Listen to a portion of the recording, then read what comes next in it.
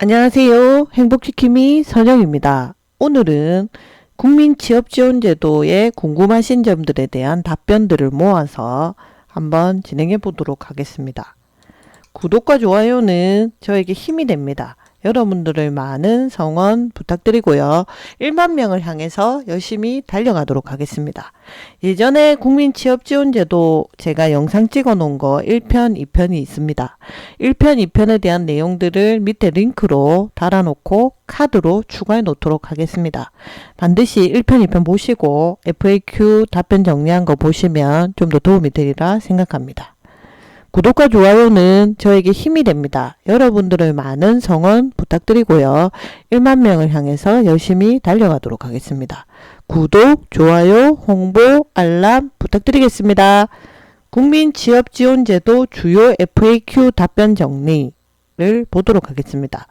1번 수급자격심사 소득 산정 기준 중위소득 60% 초과자도 취업 맞춤 특기병인지 라고 물어봤죠. 취업 취약계층은 기준 중위소득 60% 이하일 때만 취업 취약계층 취업 맞춤 특기병으로 인정을 하고요.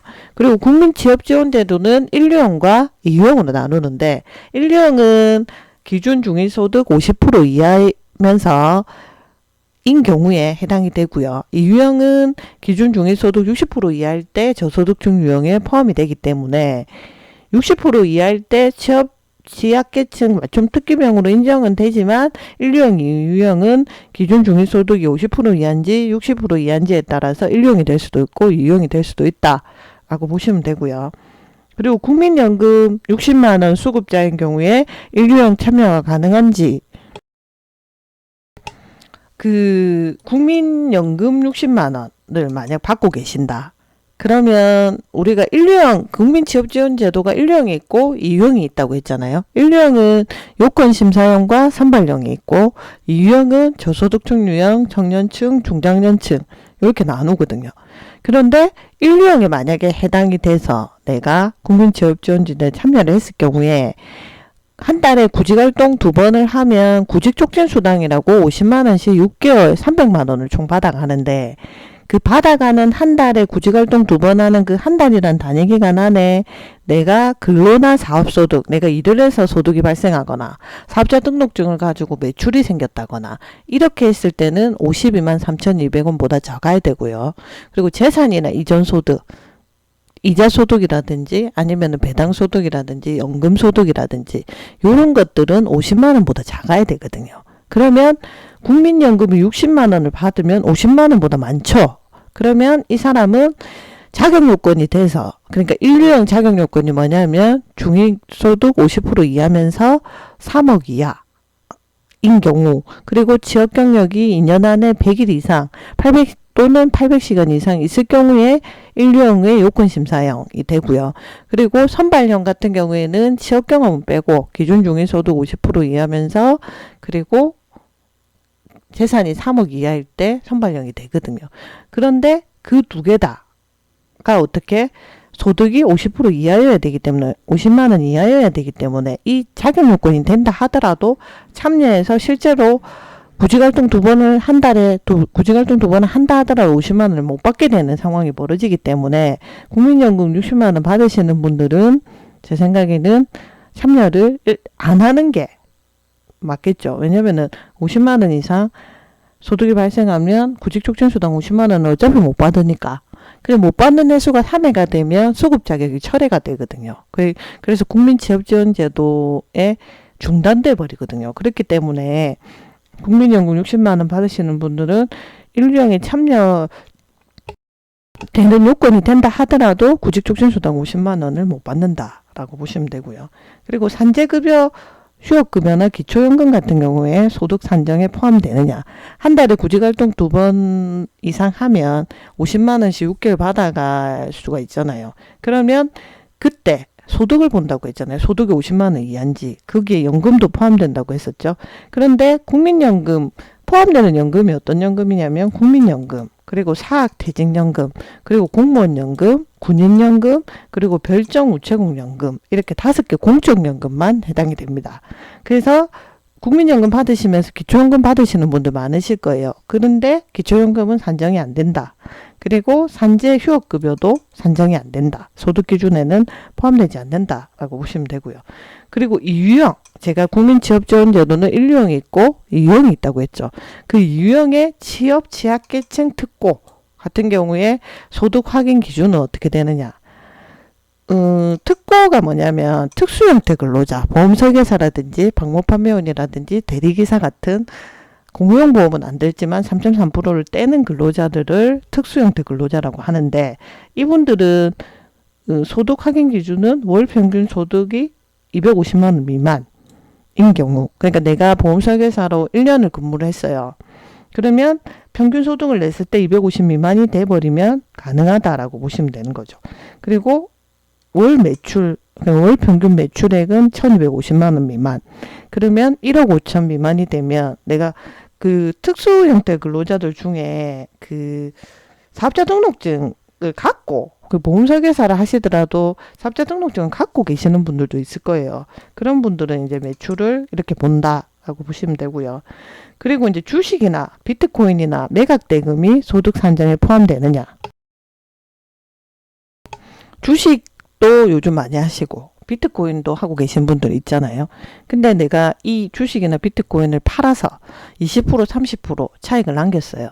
그러면 시세 차익은 소득 산정에 포함이 안 됩니다. 아까 제가 한 달에 50만 원 이상 넘으면은 구직활동 2번 하더라도 50만 원 못 받아간다 했잖아요. 근데 거기에 포함이 안 됩니다. 그래서 어떤 게 포함이 되냐면 근로나 사업소득. 내가 일을 해서 52만 3,200원보다 넘거나 사업자 등록증을 갖고 있으면서 매출이 52만 3,200원보다 넘거나, 그리고 이자나 배당 소득, 그리고 5대 공적연금이 50만 원보다 넘어버리면 이거는 소득, 그러니까 구직활동을 2번 하시더라도 50만 원을 못 받아간다라고 보시면 되고요. 그리고 사업소득 같은 경우에도 매출 자체만 52만 3,200원이 넘는 게 아니라 그 매출에다가 내가 매입한 금액 있잖아요. 매입한 금액을 빼서 그 금액, 산출한 그 금액을 소득으로 보거든요. 그래서 내가 매출이 만약에 60만 원 있었는데 매입 금액이 한 30만 원 정도 된다 하면은 사업자 등록증을 갖고 계시고 그 사업자 등록증에 대한 물적 자원이라든지 뭐 사람을 고용해서 쓰고 있으면 이제 거기서 경비 80%를 제외하고 매출로 산정을 하거든요. 그래서 이제 그런 부분이 있는 부분도 있습니다. 그래서 사업소득을 하시는 분들은 매출액을 그대로 신고하는 게 아니라 매입비의 80% 정도의 경비를 빼고 이제 신고한 소득을 말한다라고 보시면 되고요.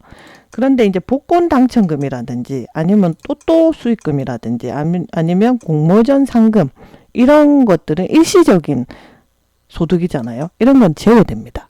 그러니까 그 소득을 산정할 때는 이렇게 보시면 돼요. 일시적이고 비과세, 세금을 안 내는 부분은 제외된다. 그리고 그 계속 주기적으로 계속 뭐 임대로 소득을 받는다거나 이자를 소득을 받는다거나 배당 소득을 받는다거나, 그러니까 주식이나 같은 걸로 배당 소득을 50만 원 이상 받았다 하면은 그 구직활동 2번 하더라도 50만 원 못 받아가는 거죠. 아니면 국민연금을 50만 원 이상 받는다 하면 그것도 못 받아가는 수가 있다라고 보시면 되죠. 그래서 주기적이고 그 과세, 세금을 내는 부분에 대한 소득을 산정한다라고 보시면 되고, 근로나 일하거나 사업자 등록증을 통해서 매출이 발생하는 부분도 본다라고 보시면 되죠.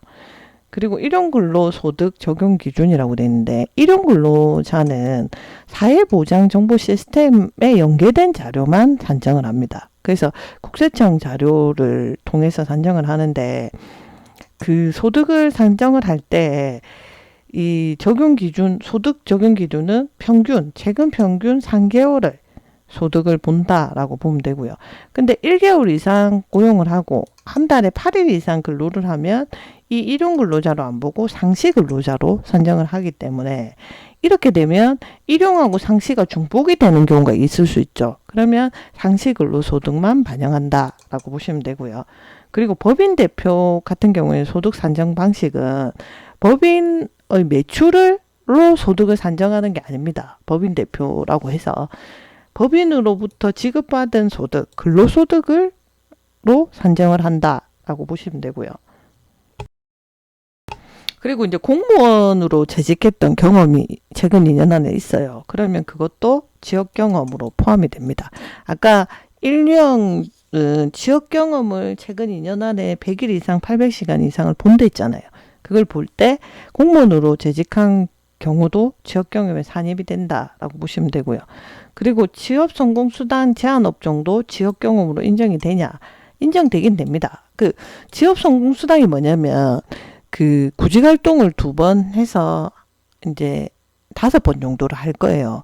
왜냐하면 처음에 이제 어떻게 되냐면 1월 4일 날 내가 국민취업지원제도를 신청을 했어요.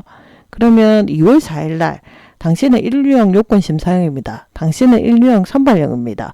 라고 이렇게 자격 요건을 부여해 주는 거를 수급자격 심사를 하거든요. 그러면 수급자격 심사를 받아서 결정 통지를 받았어요. 2월 4일 날 통지를 받아서 내가 그 2월 28일 날 앞으로 5개월 동안 구직활동 2번을 할지, 아니면 훈련을 1번 듣고 구직활동을 1번 할지, 아니면 단기 특강을 1번 듣고 구직활동을 1번 할지, 이렇게 계획을 세우는 게 IEP 수립을 하거든요. 그러면 2월 28일 날 내가 앞으로 5개월 동안 이렇게 취업활동을 하겠습니다라고 계획을 세웠어요.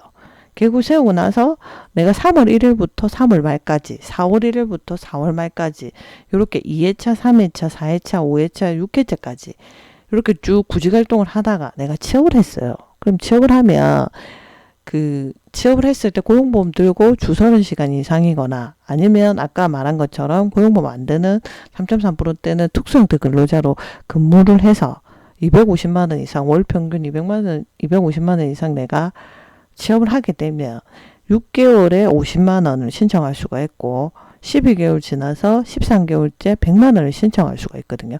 6개월 근무하고 7개월째, 12개월 근무하고 13개월째 50만 원, 100만 원에서 150만 원을 신청할 수 있는 게 지역성공수당인데, 이 지역성공수당만 해당되는 게 아니라 창업을 했을 때 내가 사업자 등록증을 내고 매출이 발생하고 어떤 공간을 빌려서, 그리고 임대차 계약을 해서 내가 매출이 발생하면 이것도 마찬가지로 6개월 지나서 7개월째 50만 원, 12개월째에서 13개월째 100만 원을 신청을 할 수가 있거든요. 근데 창업 성공수당, 창업을 해서 성공하는 업종 중에 제한되는 업종이 있어요. 그러니까 건전한 사회질서나 선량한 풍속에 반하는 업종, 그러니까 유흥주점이라든지 안마시술소 같은 거, 그런 경우에는 이제 제한되기 때문에 창업 성공수당이 안 나가거든요. 근데 그런 거를 내가 만약에 했다고 하면 지역경험, 그러니까 아까 말한 것처럼 1류형 중에 지역경험 최근 2년 안에 100일 이상 또는 800시간 이상 인정이 되느냐는 거죠. 그래서 인정은 된다라고 보시면 되고, 임대사업자도 마찬가지로 지역경험이 인정이 됩니다. 사업자 등록증을 갖고 있는, 사업자를 갖고 있는 분들은 사업자 등록증을 취득을 해서 폐업을 한 기간이 몽땅 다 지역경험으로 포함이 된다 보시면 되고, 가족 사업장에서 취업한 경우에는 공적 자료로만 확인되는 부분만 되고요. 사업주가 이 사람 언제부터 언제까지 일했다라고 말해주는 거는 인정이 안 된다고 보시면 됩니다. 왜냐하면 이해관계가 얽혀있기 때문에 인정이 안 된다고 보시면 되고요. 그리고 공무원을 준비하는 사람도 국민취업지원제도에 참여가 되느냐라고 물어봤죠. 공무원 시험을 준비하는 것 자체 사실만으로 참여 제한이 안 되는 건 아니지만, 한 달에 2번 이상 구직활동을 해야 된다고 했잖아요. 그러니까 물론 구직활동을 해도 되고 훈련을 들어도 되고, 그 다음에 단기 특강이나 집단 상담 같은 걸 듣고 구직활동을 한번 해도 되고 하긴 하지만, 여하튼 취업을 하기 위한 구체적인 구직활동 의무를 부여를 한단 말이에요. 왜냐면 취업을 하기 위해서 노력하는 부분에 대해서 나가는 수당이기 때문에 그렇거든요. 그러면 구체적인 구직활동 의무가 부여가 됐는지, 부여가 돼서 이 사람이 꼭 공무원이 아니라 일반 사업장에도 참여할 생각이 있는지가 중요한 거죠. 그런 경우에는 참여가 가능하다는 거죠. 근데 나는 공무원 시험 쳐서 꼭 공무원만 합격하겠다 하면은 그 사람은 구직활동할 의사가 없는 걸로 보는 거죠. 그러면 안 된다는 겁니다. 그리고 이제 긴급복지 지원제도, 그 코로나가 오면서 지금 경제적으로 상황이 많이 어렵기 때문에 위기 상황이라고 보거든요. 그래서 생계 유지가 곤란한 경우에 긴급복지 지원 제도를 하고 있죠, 지금. 그러면 요거랑 국민취업지원제도는 중복이 가능하다라고 보시면 되고, 외국인은 취업 취약계층으로 규정한 결혼 이민자나 중도 입국 자녀에 한해서만 가능하다라고 보시면 되고요. 그리고 이제 수급 자격 결정 통지서는 우편으로 등기로 받을 수도 있고 전자문서로 할 수도 있고 메일이나 SMS로 받을 수가 있다라고 보시면 되고, 대학교 근로장학생의 경우에는 근로장학생은 비과세 소득이기 때문에 소득으로 산정은 안 됩니다. 안 되지만 지역 경험 2년치를 볼 때는 산정이 된다라고 보시면 되고요. 그리고 경기도 청년 기본소득 수급자 같은 경우에는 구직촉진수당하고 동시에 참여가 가능하다라고 보시면 되고, 그리고 구직활동할 때 워크넷 구인 기업만 가능한 게 아니라 각종 사이트, 온라인 구인 사이트 있죠. 사람인 자코리아 이런 것들 있죠. 그런 거라든지 오프라인 구인 기업 또 가능하다라고 보시면 되고, 구직촉진수당 지급 주기 중 소득 산정 범위는 아까 말씀드린 대로 배당소득이나 그다음 이자소득, 그다음 5가지 공적연금 이런 부분들은 50만 원 이상이 되는지 안 되는지를 보고, 그리고 사업소득이나 근로소득은 52만 3,200원보다 적은지, 두 개 다 많아버리면 못 받는다 했죠. 한 달에 구직활동을 내가 2번 했다 하더라도 요 소득들이 각각 넘어버리면은 못 받는다라고 보시면 됩니다. 그리고 구직촉진수당 지급 주기의 기산점은 이라고 했죠. 이건 아까 설명 한번 했는데 1월 4일 날 내가 국민취업지원제도를 신청을 했어요. 그래서 당신이 1유형인지 2유형인지 조건이 안 되는지를 심사하는 걸 수급자격 심사라고 했죠. 그래서 2월 4일 날 내가 1유형입니다. 1유형 요건 심사형입니다. 라고 통지를 받았어요. 그러면 수급자격 인정이 된 거죠. 그러고 나서 앞으로 5개월 동안 나는 구직활동 2번을 하겠습니다. 라고 정한 게 2월 28일 날 IAP 취업 계획을 이렇게 수립을 한 거예요. 그러고 나면 3월 1일부터 3월 말까지, 4월 1일부터 4월 말까지, 5월 1일부터 5월 말까지, 6월 1일부터 6월 말까지 이렇게 5번의 구직활동 2번을 하게 되는 거죠. 그래서 여기 보면 수급 자격자 인정 통지를 받은 날로부터 IAP 수립일까지가 1회차 주급 주기예요. 그러니까 아까 2월 4일부터 2월 28일이 되는 거죠. 1회차가. 2회차는 3월 1일부터 3월 말까지. 취업활동계획 수립한 다음 날로부터 1개월 간격으로 2회차, 3회차, 4회차, 5회차, 6회차 이렇게 된다라고 보시면 되고, 그리고 지급일 변경. 내가 원래는 2월 28일 날 ILP 취업계획을 5개월 동안 구직활동 2번 하겠다고 세우러 가기로 했어요. 그런데 갑자기 직계 좀비석 사고나 질병으로 간호를 해야 되는 일이 생긴다거나 아니면 그날 면접이 잡혔어요. 아니면 천재지변이 일어났어. 이러면 7일 이내의 범위에서 연기가 가능합니다. 그래서 이런 사유가 발생하면 7일 이내에서 연기가 가능하다라고 보시면 되고요. 그리고 이제 초기 상담일을 기준으로 해서, 그러니까 2월 4일날 아까 1월 4일날 신청해서 2월 4일날 수급자격 인정을 받았댔잖아요. 내가 1룡입니다 라고 통보를 받았어요. 그러면 2월 4일날 만약 내가 초기 상담을 했다고 하면 내가 2월 6일날 취업을 했어요. 그러면 초기 상담일자보다 이후에 취업을 했죠. 그러면 취업한 걸로 본다는 거죠. 그 대신 주 30시간 이상의 사업장에 취업했을 때, 그리고 고용보험 드는 사업장에 취업을 했을 때 이제 취업으로 보고, 그런데 내가 2월 4일 날 초기 상담을 하기로 했는데 2월 2일 날 취업을 했어요. 그러면 신청 취하서를 적어서 신청 취소를 해야 돼요. 왜냐하면 초기 상담 이전에 내가 취업을 하게 되면 신청 취소를 해야 3년이란 제한기간을 적용받지 않거든요. 국민취업지원제도를 신청해서 끝나고 나면 3년 이후에 다시 신청할 수가 있는데, 내가 초기 상담 전에 취업을 했어요. 그러면 신청 취소하는 게 맞고, 왜냐하면 3년 제한기간이 안 걸리니까. 그러나 초기 상담을 기준으로 내가 그 이후에 취업을 했어요.